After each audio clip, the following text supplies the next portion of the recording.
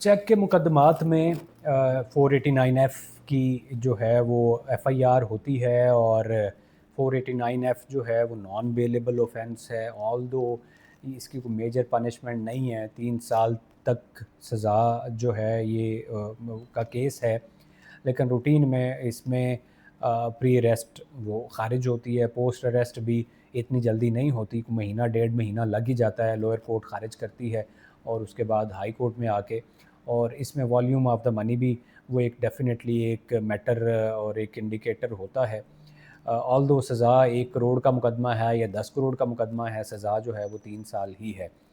تو اگر تو کسی ملزم نے ضمانت اپلائی کی چیک باؤنس ہونے کے مقدمے میں، اور اس دوران ان دونوں کی آپس میں کوئی بات چیت بھی چل رہی ہے، مدعی کی اور ملزم کی، اور عدالت میں ہی کوئی سیٹلمنٹ ہو جاتی ہے، اور عدالت کے سامنے مدعی کہتا ہے چلو میں اس کو تھوڑی رعایت دے دیتا ہوں، نرمی کا مظاہرہ کر دیتا ہوں، عدالت کے سامنے ہی وہ کہتا ہے جناب یہ 15 دن مجھ سے مانگ رہا ہے یا 1 مہینہ مجھ سے مانگ رہا ہے، تو عدالت 1 مہینے اس کو بیل جو ہے وہ اس کو گرانٹ کر دے،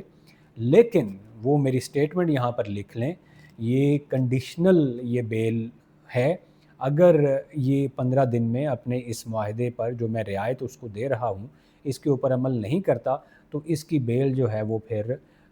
کینسل تصور ہوگی۔ روٹین کے کیسز میں ایک دفعہ جب کسی ملزم کی بیل جو ہے وہ گرانٹ ہو گئی ہے، بیل منظور ہو گئی ہے،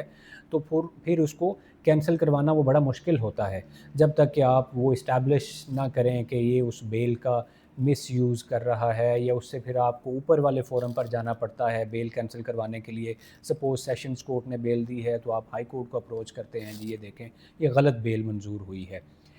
لیکن یہ جو کیس ہے جس میں آپ نے اگریمنٹ کیا کورٹ کے سامنے، اور کورٹ بھی اس کی ایک وہ پھر ایک وٹنس ہے،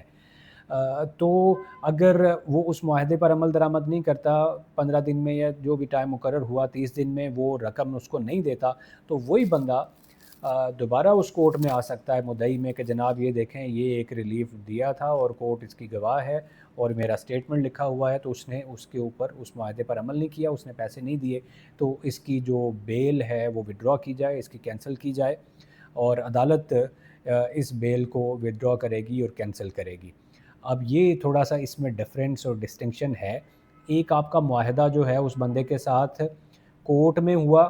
اور ایک معاہدہ جو ہے وہ آؤٹ آف کورٹ ہوا، تو جو کورٹ میں معاہدہ ہوگا اس معاہدے کی بنیاد پر آپ کو مدعی کے لیے اس کی بیل خارج کروانا، منسوخ کروانا آسان ہوگا، لیکن اگر آپ نے کورٹ کے باہر اس کے ساتھ معاملہ یا لین دین کر لیا ہے تو پھر اس کی بیل منسوخ کروانا، کینسل کروانا وہ بڑا مشکل ہوگا۔ تو چیک کے کسی بھی مقدمے میں مدعی کے لیے وہ ایڈوائس یہی ہے، اگر اس کا لین دین کا کوئی اگریمنٹ وغیرہ کوئی اس کو ریلیکسیشن وہ دے بھی رہا ہے تو وہ عدالتی ریکارڈ کا وہ حصہ بنوائے، تاکہ وہ کل کو اس کو پھر پکڑا جا سکے اس ملزم کو۔